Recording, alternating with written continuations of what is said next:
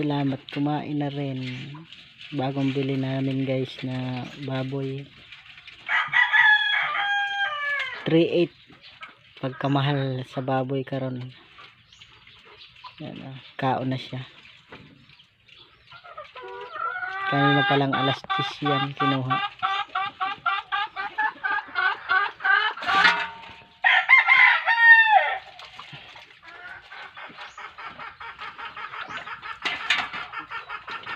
$3.8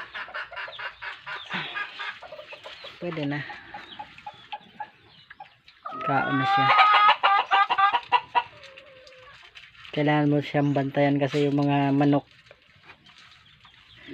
kumakain din itong mga pagkain ng baboy.